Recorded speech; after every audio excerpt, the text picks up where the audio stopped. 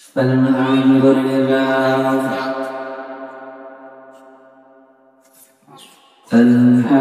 لله نحمده ونستعينه ونستغفره ونعوذ بالله من شرور أنفسنا ومن سيئات أعمالنا من يهده الله فلا مضل له ومن يضلل فلا هادي له وأشهد أن لا إله إلا الله وحده لا شريك له وأشهد أن محمدا عبده ورسوله أرسله بالعفو بشيرا ونذيرا وداعيا إلى الله بإذنه وسراجا منيرا أعوذ بالله من الشيطان الرجيم بسم الله الرحمن الرحيم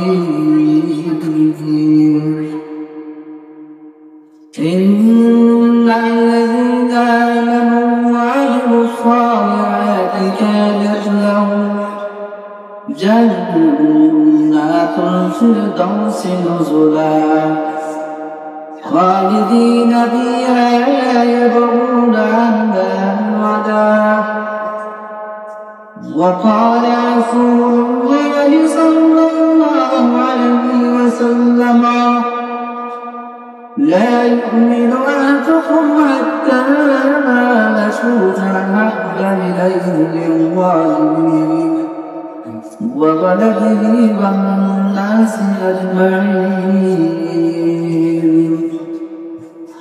أو كما قال عليه الصلاة والسلام اللهم صل على محمد وعلى آل محمد كما باركت على إبراهيم وعلى آل إبراهيم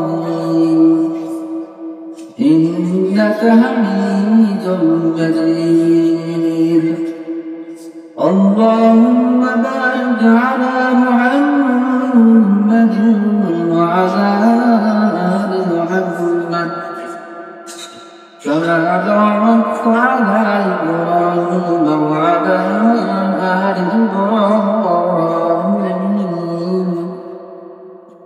إنك حميد مجيد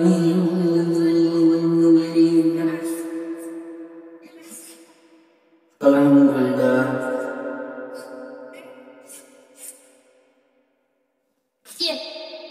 ইমাম মাহদি ফাউন্ডেশন ও আলমুর ইসলামী পাঠাগারের উদ্যোগে আয়োজিত ৭ম আদমসম মহিলা মাহফিল উপস্থিত আজকের মাহফিলের সম্মানিত সভাপতি প্রধান অতিথি এবং উলামায়ে কেরাম মঞ্চের বিশিষ্ট পর্দার আড়ালে আমার মা বোনেরা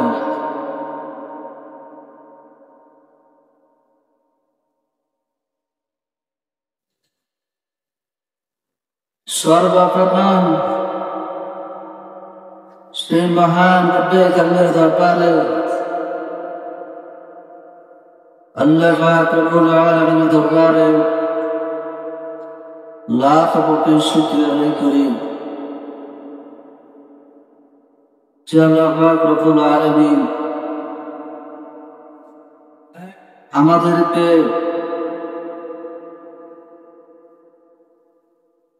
দুনিয়া বিভিন্ন জায়েজ ঝামেলা থেকে মুক্ত করে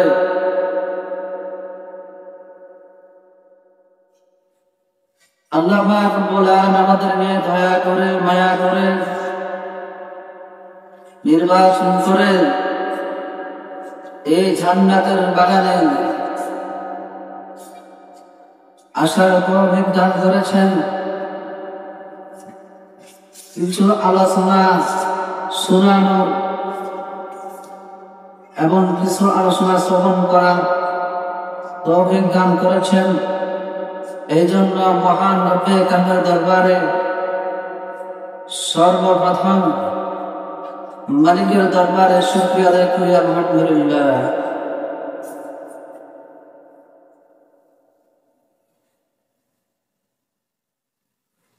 আল্লাহ পাক রব্বুল আলামিন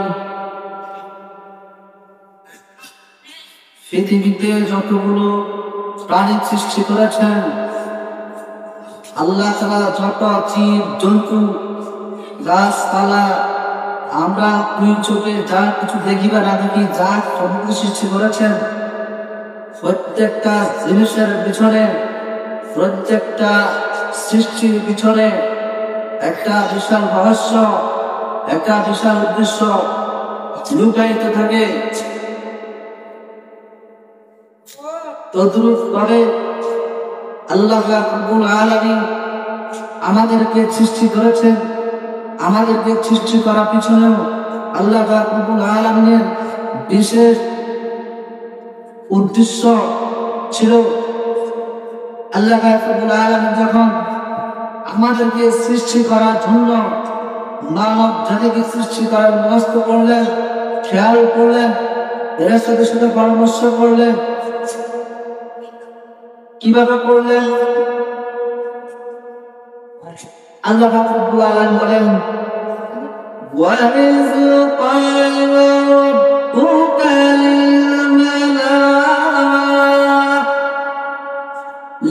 لِلْمَلَائِكَةِ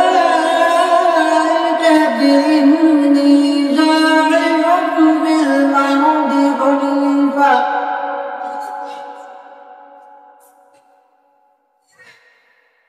আল্লাহ রাব্বুল আলামিন যখন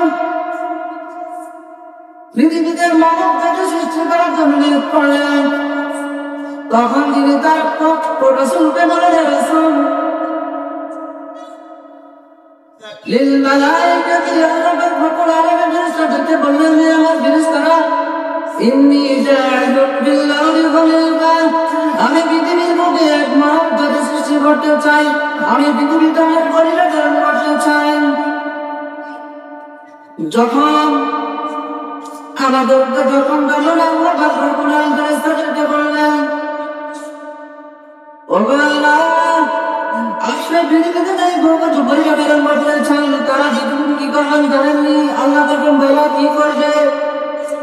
আল্লাহ ফেরেশতা বললেন, قالوا أتجعل فيها من يفسد فيها ويسفك الدماء ونحن نسبح بحمدك ونقدس لك قال إني أعلم ما لا تعلمون।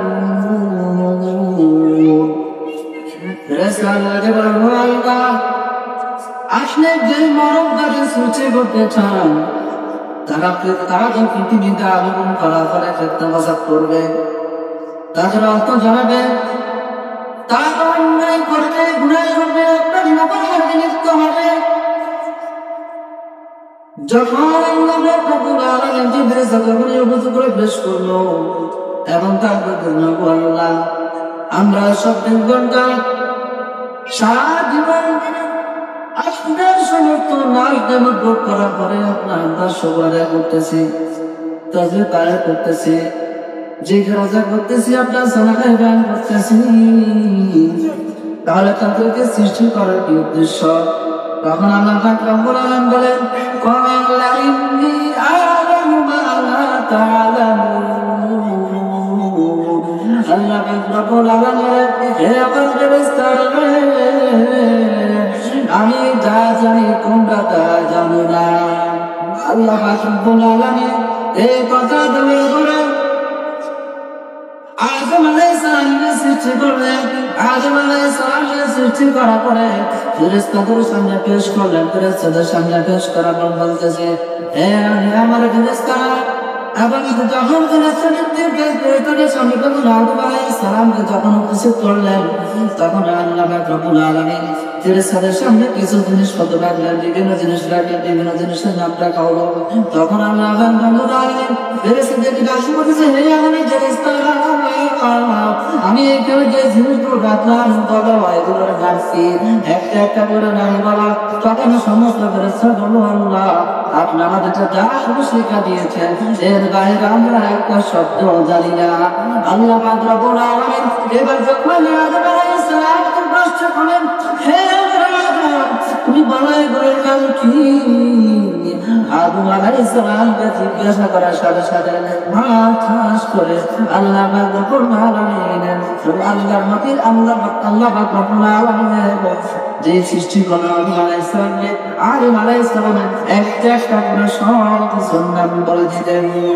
যখন কথা বলে, কথা বলার পরে তখন আল্লাহ পাক রব্বুল আলামিন وَإِذْ قُلْنَا لِلْمَلَائِكَةِ اسْجُدُوا لِآدَمَ فَسَجَدُوا إِلَّا إِبْلِيسَ আল্লাহ পাক রব্বুল আলামিন আমার ফেরেশতারা, এখন যখন তোমরা পরিচয় গ্রহণ করেছো, আমার আদম যেহেতু পরিপূর্ণ হয়েছে, আদম যেহেতু তার শ্রেষ্ঠতা প্রদান করেছে, আদম যেহেতু তার শ্রেষ্ঠতা প্রমাণ করেছে, তোমরা যেহেতু ব্যর্থ হয়েছ, তোমরা আদম আলাইহিস সালামকে সিজদা করো। আল্লাহ পাক রব্বুল আলামিন যখন ফেরেশতাদের কথা আদেশ করলেন, তখন সমস্ত ফেরেশতারা আদম আলাইহিস সালামকে সিজদা করে, কিন্তু ইবলিস সিজদা করে নাই। ফাসাজাদু ইল্লা ইবলিস, সমস্ত ফেরেশতারা সিজদা করে, কিন্তু ইবলিস করে নাই। ইবলিস করে আদম আস্তাকবারা ওয়া কানা মিনাল কাফিরিন। ইবলিস অহংকারী করেছেন, অহংকারী করার কারণে সে সিজদা করে না, সে বিভিন্ন জায়গায় কষ্ট অবলম্বন করছে। ইবলিস বলতেছে, আদম আলাইহিস সালাম হইলেন মাটির তৈরি, আমি হইলাম আগুনের তৈরি। আগুনের পাওয়ার থাকে উপর দিকে, মাটির পাওয়ার থাকে নিচের দিকে।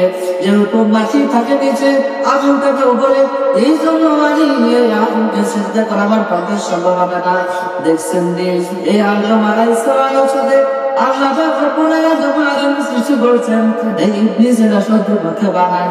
যখন আদম আলাইহিস সালামকে ফেরেশতাদের সাথে যখন পাওয়ার দিয়ে দিয়েছেন, শ্রেষ্ঠত্ব প্রদান করে দিয়েছেন, ইবলিস তখন তার শয়তানি শুরু করে দিয়েছে, সে সিজদা করলো না।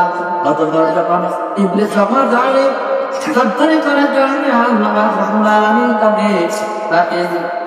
তাকে বহিষ্কার করে তাকে লানত দিয়ে দিয়েছেন। আর কাছে কিয়ামত পর্যন্ত সে লানত প্রাপ্ত হবে, তার জন্য জাহান্নাম স্থায়ী হয়ে গেছে।